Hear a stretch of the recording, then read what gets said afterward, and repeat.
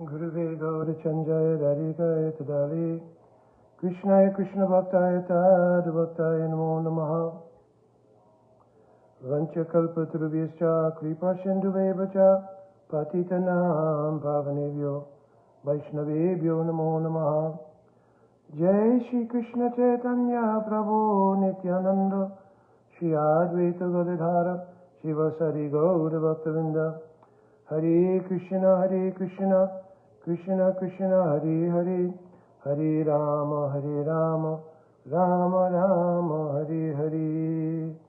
My Dandavat Pranam devotees. So this is a short video for sure, and it's just a response to a senior devotee, very good friend of mine. He had received a sort of post that was done by another friend of ours who's currently in India. And the post was regarding Dandavat Sadhana Siddhaguru.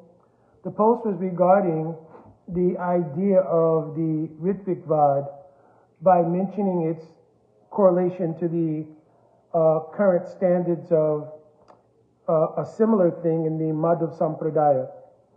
So in Sri Sampradaya, in Madhav Sampradaya, the concept of Madhvacharya and Sri Ramanujacharya being the overarching acharyas of those individual sampradayas, that when a person takes initiation, though they may take initiation from anyone who is in the line of either Madhvacharya or Ramanujacharya, their actual guru statuses in relation to Ramanujacharya or Madhvacharya.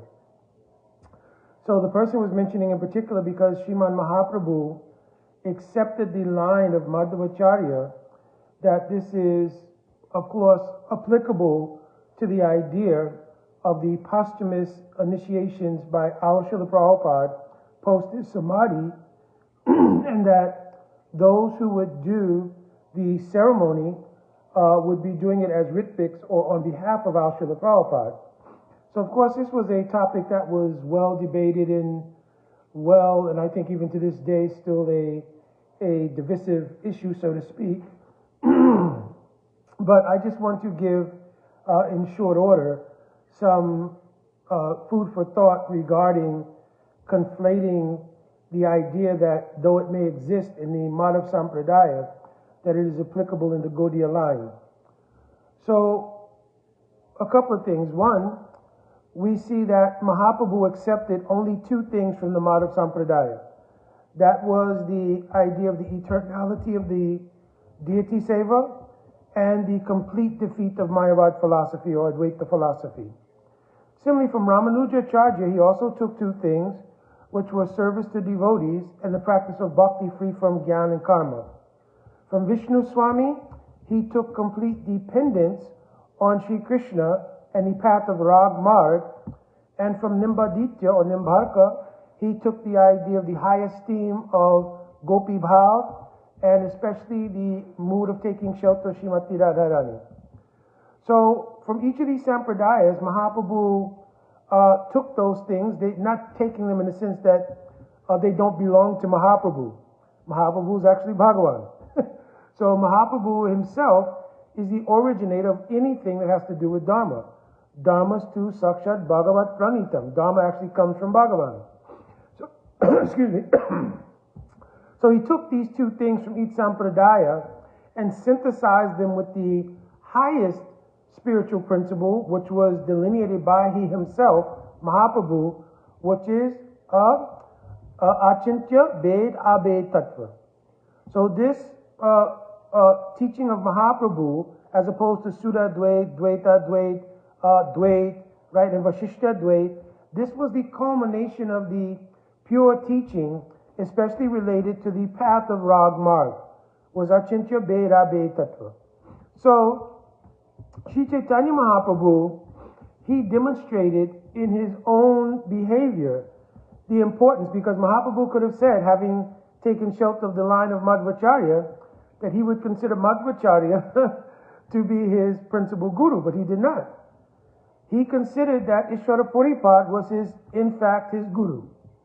And that Ishwara Puripad, being a disciple of Madhavinda Puripad, he considered that the whole line had undergone transformation due to the upsurge coming directly from the Lord himself in the heart of Madhavinda Puripad. So Sri Chaitanya Mahaprabhu completely established his own line of thought. Srila Vishwanath Chakravarti Thakur has written clearly, Alajo Bhagavan Vajesha Tanayastha Dhamma Vrindavana Ramanaskasya Rupasana Vrajavadu Vargena Sri Chaitanya Mahaprabhu Matamidam Natatrataro Napara. He's saying here that what was the mata means the opinion of Sri Chaitanya Mahaprabhu.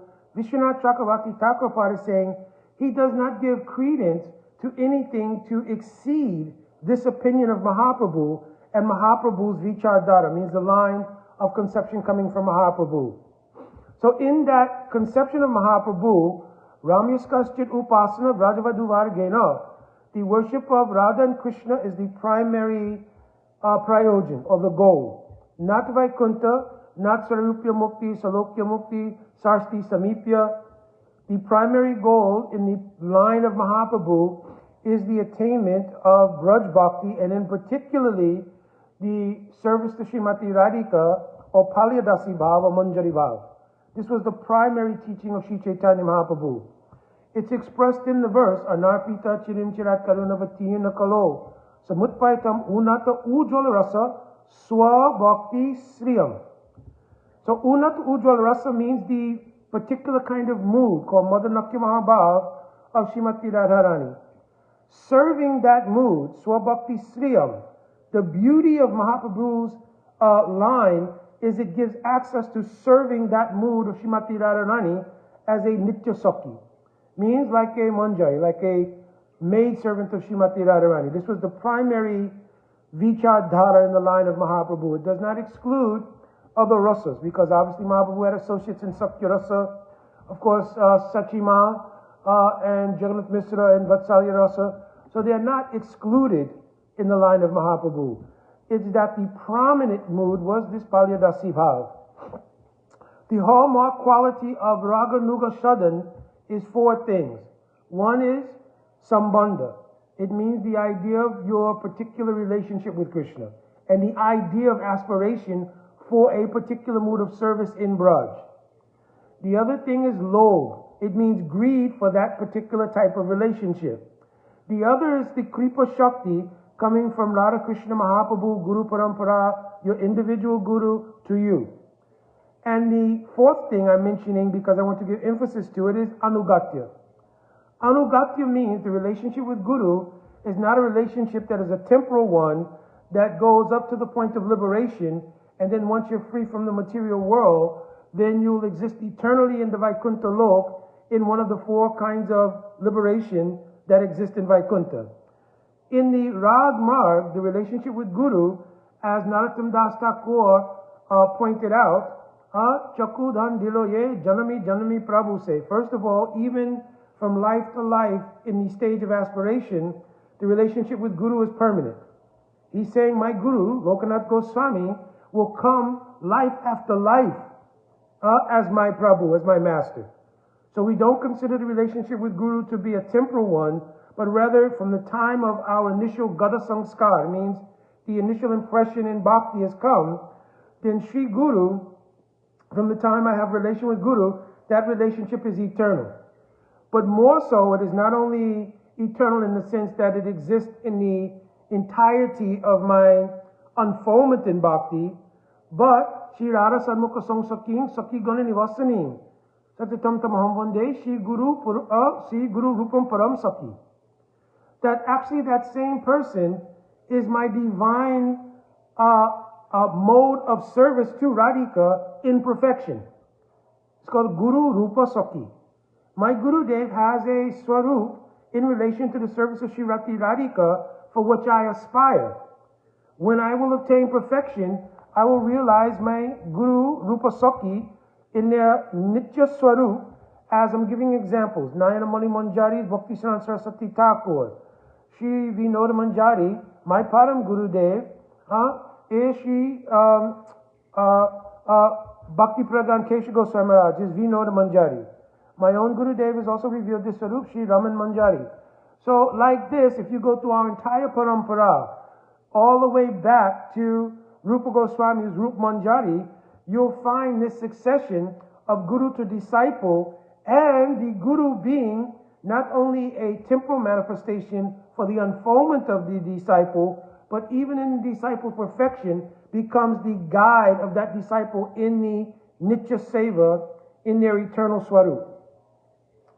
So this is a major thing, because it means that each individual Guru-disciple or Guru-Sishya relationship is special. It is neither accidental, it is neither an institutional sort of imposition to fulfill the check boxes of Guru Parasraya, etc. that Rupa Goswami has written. Oh, you have to have Guru, so all right, you have to check that box, take Guru. But Guru basically is an institutional phenomenon which, works as allowing you to check the box, as I said, of having a Guru. The Guru-Sishya relationship is an eternal reality. Krishna Bhakti Janma Mula Hoy Sadhu Sangha. So it is a sadhu, as I've mentioned many times, that performs the function of Guru. No Guru thinks I am Guru. The Guru thinks I am the Palyadasi of Radhika, the Sakka of Krishna, etc. Whatever their swarup, they consider themselves in that vein. As a sadhu in Gaur Leela, Sadnoti Siddhayati Cha Krishna Premitti Sadhu. As a sadhu, they perform the function of giving enlightenment in the process of bhakti. This is the meaning of the word Guru. Gu Shabdat Andakarasha, Ru Shabdat Andakarasha Nirodhita. That the removal of darkness in relation to my relation to Krishna, that is called the function of Guru. So no Guru has the abhiman, means the self-conception, I am Guru. Because how will you be, this will be some kind of schizophrenia? That actually, I'm a Guru, and this, the word Guru, when you apply it in that context, becomes another abhiman, becomes another upadi. It means another self-conception, which is based in not being the das of Krishna.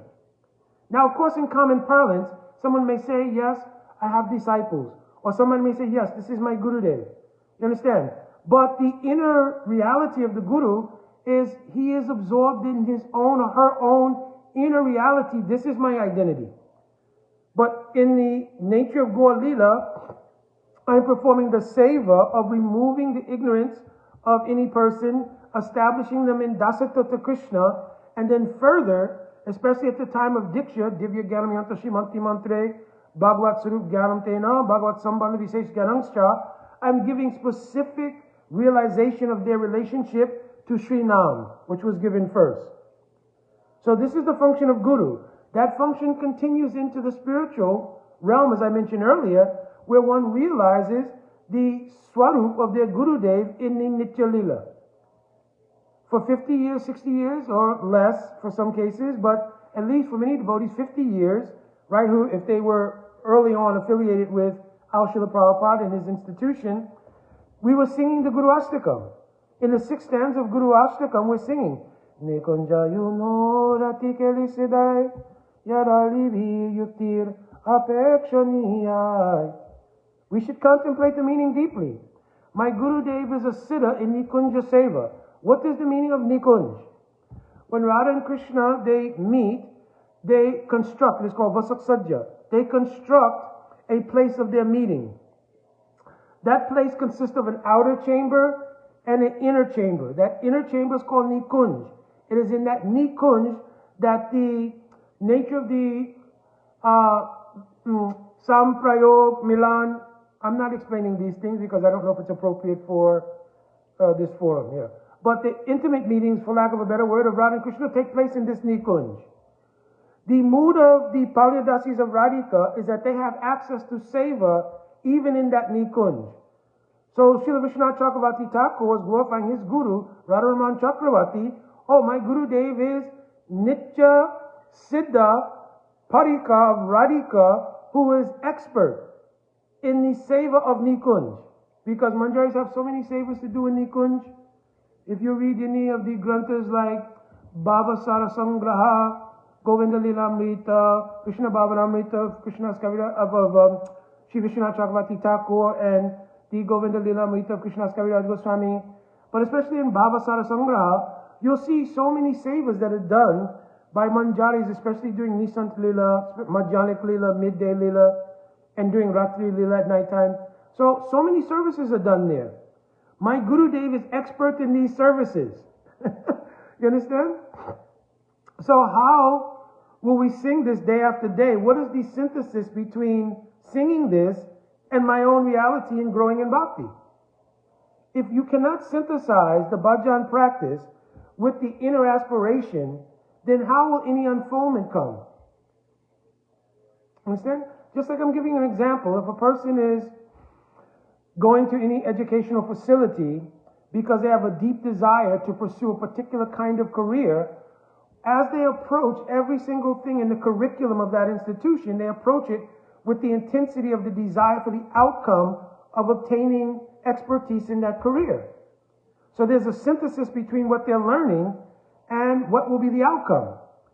But if we take the practice of bhajan as a ritual, then Rupa Goswami says this will be called niyama agraha, or another word is anusthanik. The word anusthan means it's a daily ritual. You understand? So there won't be a synthesis of heart to the actual practice. And if there's no synthesis of the heart to the practice, the Kripa of Guru Parampara, Mahaprabhu, Radha Krishna has no portal to enter to create revelation and realization in the heart. Because the facility of the sadhana is the portal through which they transmit. In other words, if you understand the Artha Dwani and the Dhyan of the sadhana you're doing, starting with Guru Astakam, starting even with Guru Pranam, Namaha. Namaha means Nahamameti. So already you're affirming your Saranagati, because you cannot practice bhakti without being Saranagat. It's mentioned there, Dikshakale Bhaktakane Atma Samarpan, right? In Chaitanya Charitamrita, until you become, Samarpan means Saranagat, then it's not possible to actually understand the nature and the revelation of the Diksha. At the time you become Samarpan, Asaikale Krishna Tare Kare Atmasam. Krishna gives the internal ability to be on the level of the transcendent position by which you can digest what is present in the mantras you receive. So Dikshakale Bhaktagane Atma Samarpan. Similarly, Prahlad Maharaj told, Shravanam Kirtanam Vishnu Smaranam Padana Sevanam Archanam Vandanam Dasya Shakyam Atma Nivedanam Itti Pumsaprita Vishnu Bhaktaschinnavalakshana. You can do the 9 angas of bhakti when you have done Itti Pumsarapita Vishnu. You've surrendered yourself. So this surrender has 3 phases. One phase is called prapatti. Prapatti means the desire to surrender, because in our immature stage in bhakti, we don't have the subsidy, first of all, already of Guru, and secondly, we don't have the internal fortitude ourselves to do the surrender process. When there's connection with Guru, and that time the subsidy of Guru Shakti in the form of his Kripa, and that of our Parampara, and Mahaprabhu, comes to the disciple, they can act on that desire called prapatti. This is called Saranagati Anukulyasya Sankalpa Pratikulyasya Vivajanam Rakshashati Vishwas Goptra Vevaranam Tata Atmakshepa Karpanya Saranga Saranagati. So at that time, what is favorable to Krishna will always be the prominence in the heart or consciousness of that aspirant. Secondly, Pratikulyasya Vivajanam. Whatever is unfavorable to that will immediately become rejected. So this is the real actions of Saranagati. One will think, however, I have no power to do this myself. So I have a Vishwas, means a conviction, Rakshashati, that Krishna himself, Guru Parampara and Mahaprabhu, they will protect my forward thrust in bhakti. I have no power to do it myself. Bhakti Vinod Thakur, he sang, Ekatya ma nahi paibal harinama sankirtane. Krishna say to Ma, Krishna dati paro tomara sokati ache. Vaishnav Thakur, you have the power to give Krishna. Myself alone, even doing sadhana, I don't have any power. You understand? So, one will consider Krishna not only my protector in the unfoldment in bhakti, right? But also Goptra Varanam Tata. He will maintain everything needed for me to advance. You understand? So my strength is not coming from my own sense of false egoism of being the kartata, means the doer. It's called kartata bhav. I'm going to chant Hare Krishna. I'm going to perform Bhakti Sadhan. And I will purify myself. And then I will become pure. So this idea is all wrong. Atta Shri Krishna Namani Nabhavad Grayamendriya. By your gross senses, you cannot perform the functions of bhakti. Sevan mukti hi jivado. Swayameva spuratyada. When your senses will be blessed by the prabhav, or the influence of the spiritual energy, they can act in sadhana to invoke and produce the kripa shakti of Guru, Parampara, Mahaprabhu, etc. Understand? So this is the methodology that will have to appeal for the kripa shakti of Guru, Parampara, etc. This is how it works. So I cannot do myself, therefore we'll give up kartata bhav and say, oh, Goptrave Varanam Tata, my everything in bhakti is being maintained by Guru, Parampara, Mahaprabhu. You understand? Then, in the maturation of that, when the potency or the prabhav, means the influence of Sarup Shakti comes, it will grow illumination in the consciousness, and at the point where you are able to realize what is the nature of your eternal identity, your Visesh Sambandha Gyan, your specific identity with Krishna, at that time you can do Atma Nikshep Karpanya. In great humility, having realized the glory of Bhakti Shakti, Atma Nikshep, you can give your Atma, means your realized self, in the seva for what you aspire. You understand? If you aspire for Palidasi Bhav Radhika, that time having some realization of your Atma, you can offer your Atma into the depth of that service in your particular spiritual identity. It's comprised of 11 things. Nam, Rup, Vyas, Vesh, Yuttacha, Seva, Agyay, Parakasta, Sambandha, Nivasakaha, Palyadasi Bhava, Nivasikaha. So these 11 things, they constitute the nature of the elements of a Siddha Swarup. You understand? We should not be rushing that I'll have to have darshan of that Swarup, because the realization of it will come prior. You understand? The realization will come prior. The illumination that will give darshan of it will come in the stage of bhav. But even in the stage of ruchi, or at the stage in which you're able to resonate with the actual Diksha mantras, at that stage, the identity will begin to unfold. You understand? So no need to try to forcibly imagine it, because then it will become sahajavad. Because you'll be applying your prakrit bhav, your material mood. Oh yes, I'm feeling like this, or I'm feeling I am. You understand? That's why after it says Atma Nikshep, it says Karpanya. In great humility, I realize I can't do anything. I'm completely at the mercy of Bhakti Shakti. Understand? This is the idea. I'm looking just at one statement here.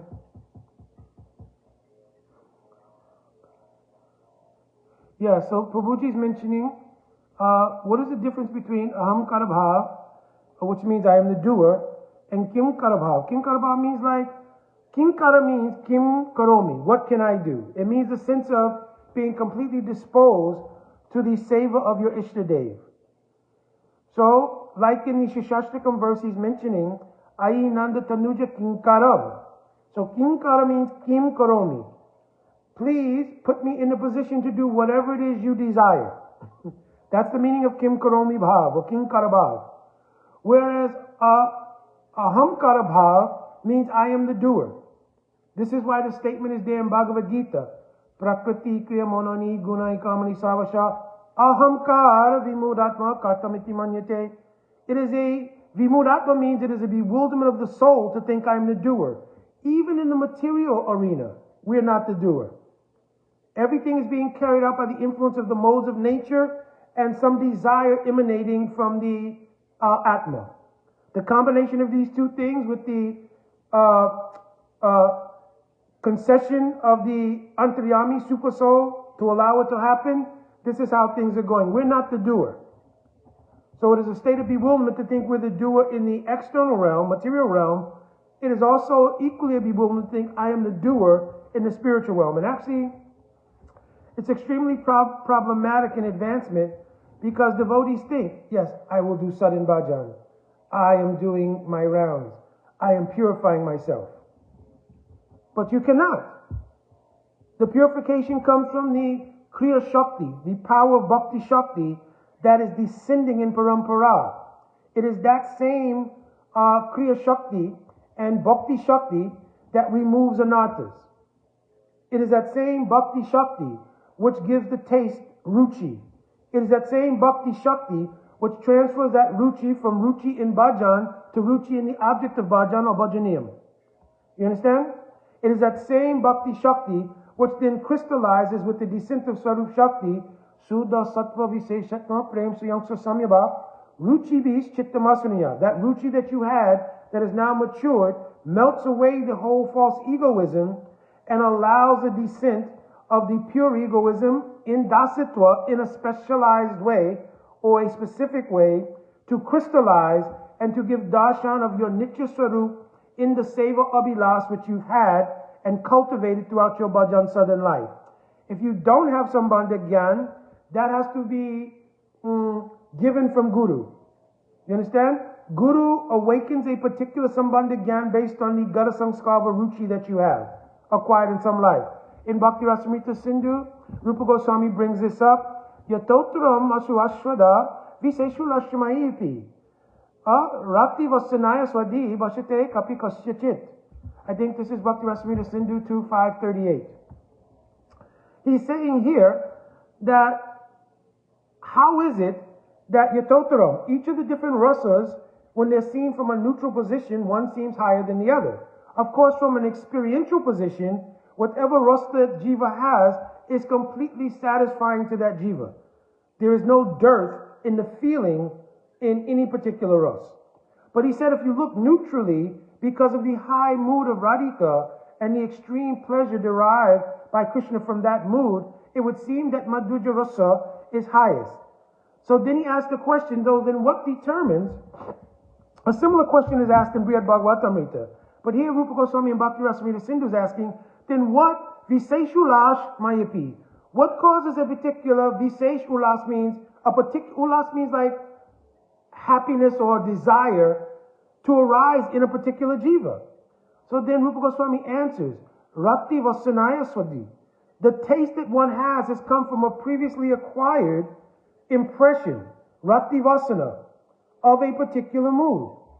So then Srila Vishwanath Chakravarti Thakur in the Tika, in the commentary to that verse, he says, yes, this comes from the impression garnered from a sadhu in a lifetime you cannot even trace out. Jiva Goswami in his Tika says, in a lifetime you could not even trace out, that impression was given.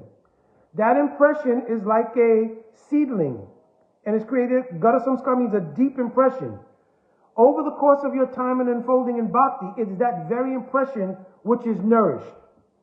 And then in maturation, that same impression turns into ruchi in a particular type of desire to serve Krishna. When you hear the Harikatha, then according to that ruchi will be watered. Much in the same way, if you plant an apple seed or a seed of any other kind of fruit, and it gets sunshine and water, then when it comes up, the sprout of that same kind of seed will be manifest. And then it will grow into a tree of that same kind of seedling. Right? Apple tree, mango tree, whatever it might be, orange tree, lemon tree. So in the same way, that ruchi, which was a gata samskar created by the impression coming from a sadhu, gradually over many lifetimes it may be. That's why Raghunath Das Goswami said, Yadiche Brajavasam Asaragam Pratijanur. If you want this kind of rag, this intense rag in Braj Bhav, then you have to be prepared. Pratijanur, it may take lifetimes. But one will think there's nothing greater to be obtained. So if I have to be lifetimes, I will not even accept the direct invitation of Narayan to go to Vaikuntha or Krishna to come to Dwarka or Mathura.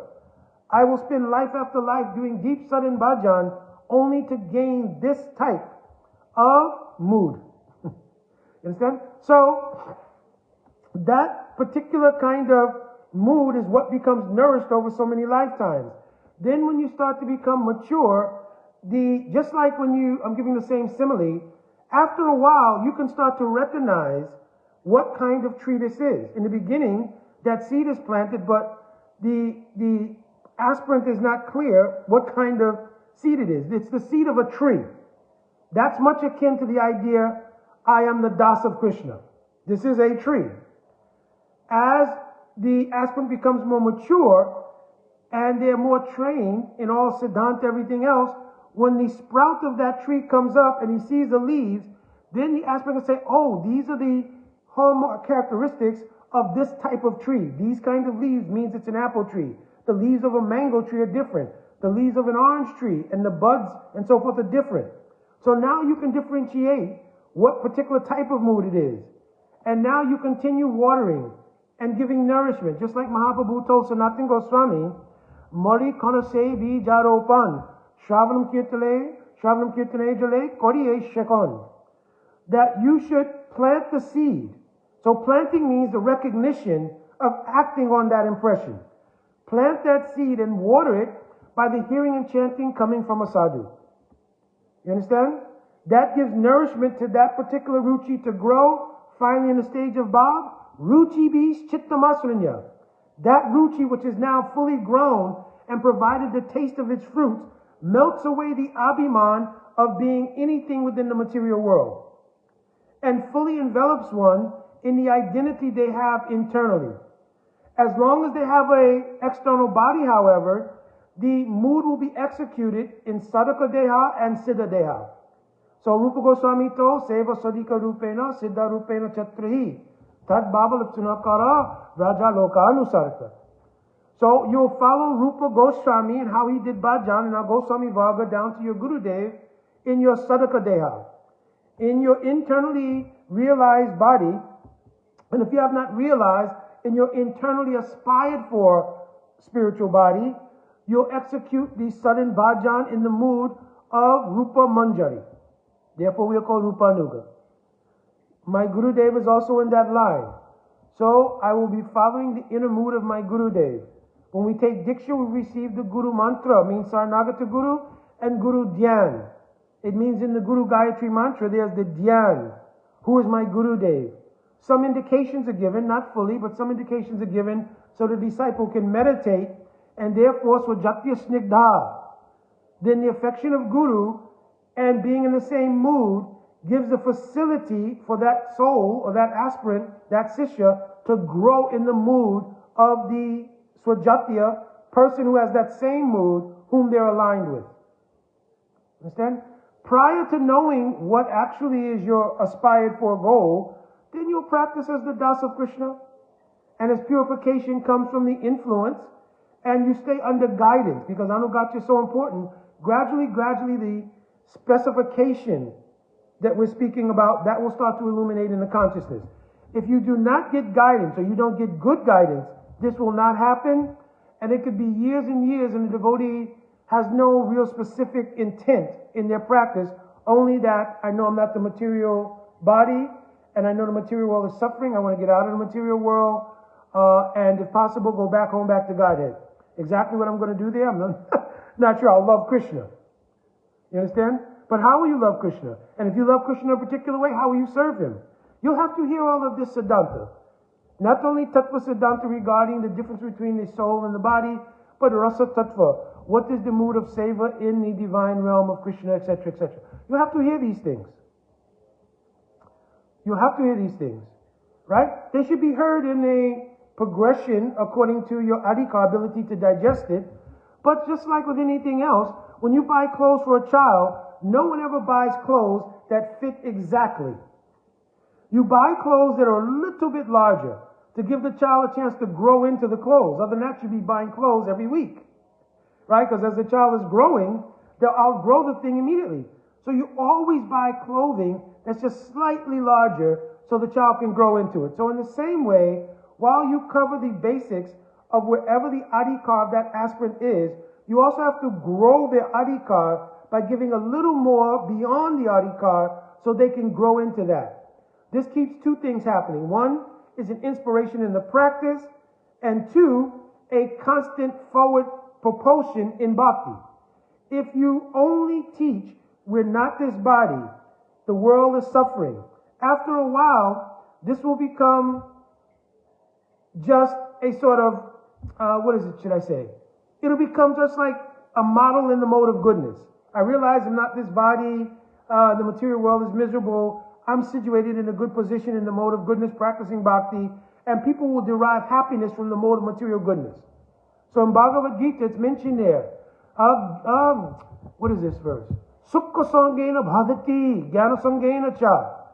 Krishna's warning Arjuna, don't become trapped by the mode of material goodness, because it binds one to a false sense of happiness and a false sense of knowledge. Prakasham anamayam. It says that in this mode of goodness, one will feel, yes, I'm better situated than most people in the material world. I at least know who is God. I'm living a lifestyle based on that. So I'm good. And living in that mode of goodness, one becomes, bhakti means bound. So therefore the tendency to deepen your bhajan sadhan, to deepen your understanding and your realizations, it becomes secondary to the fact that I'm enjoying being in the mode of goodness, good prasadam, good association, good friends, etc., etc. You understand? And one doesn't feel a need to, under guidance, develop further in bhakti. Understand?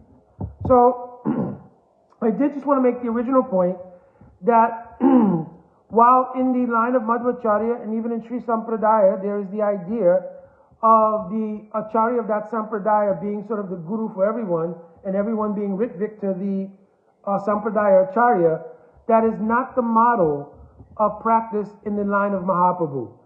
Mahaprabhu both demonstrated in his personal life, Goswami Varga demonstrated it, Sanatana Goswami was the disciple of Madhusudana Vachaspati, Rupa Goswami was his disciple, Jiva Goswami was the disciple of Rupa Goswami, and the eternality of this relationship is extremely important, both in Southern and in Siddha.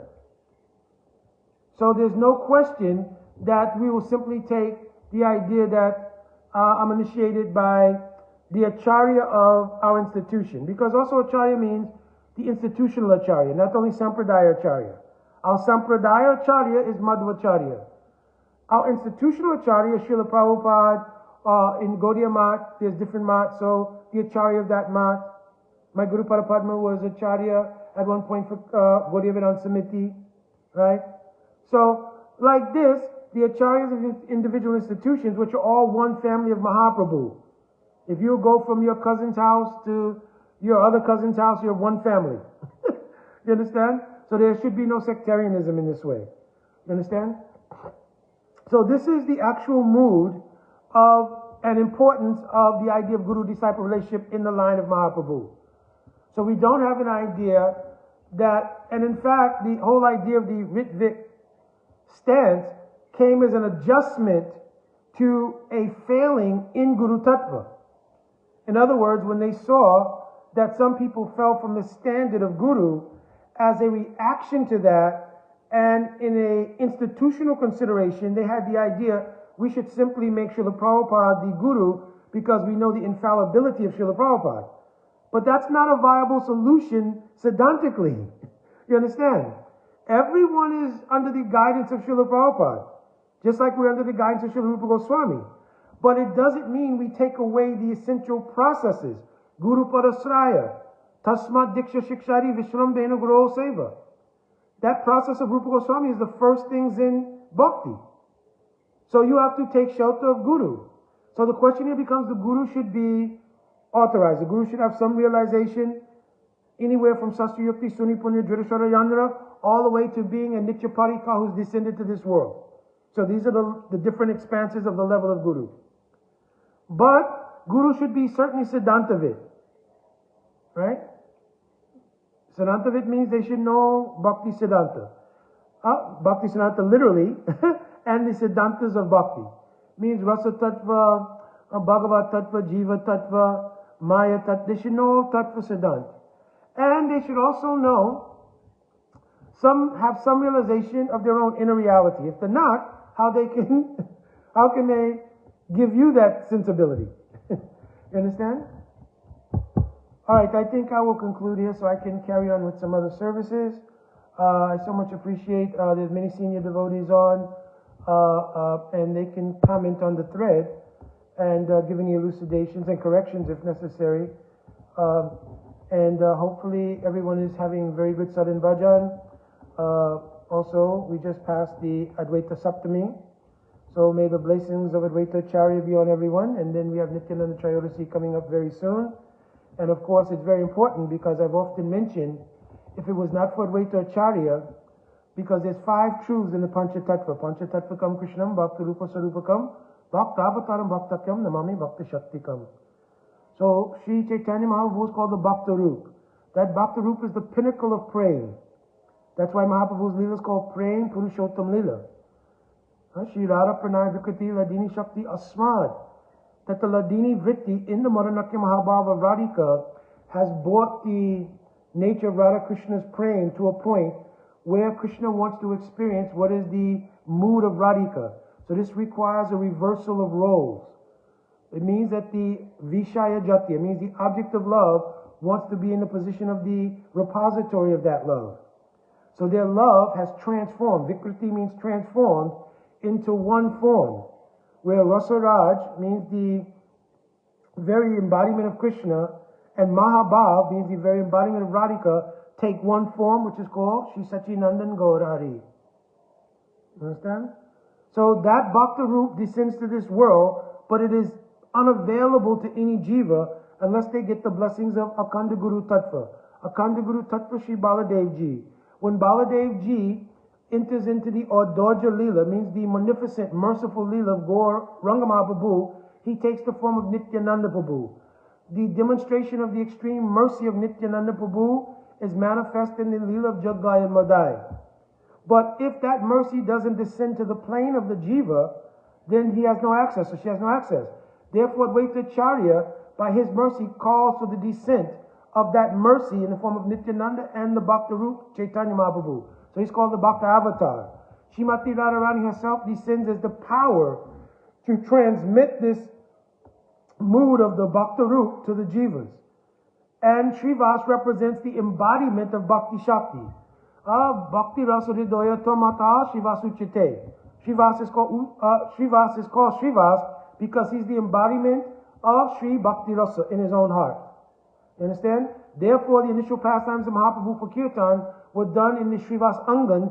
It means the house of Srivas, where the full mood could be manifest. Srivas represents Adi Gaura Bhaktavinda. He represents all of the pure devotees of Mahaprabhu, who then go on to distribute that mercy. So then our individual guru are the Vyasti manifestation of Nityananda Prabhu, and they are the Adi Gaura Bhaktavinda. They are the embodiments in our purview of containing Sri Bhakti Ras in their hearts and distributing it to others. So without Advaita Acharya, this does not descend to this world. So we want to glorify Sri Advaita Acharya. Of course, in a couple of days, speak on the glories of the mercy of Sri Nityananda Ram. And then finally, next month in March, will be the descent of the Bhakta Roop, Sri Chaitanya Mahaprabhu, Nittai Gaura Premanande, Hari Hari Bol. Jai Vancha Kalpaturu Vishta, Kripa Sindhu Vaibhacha, Patitanam Pavanevyo Vaishnavevyo Namo Namaha. Jai Radhe Radhe.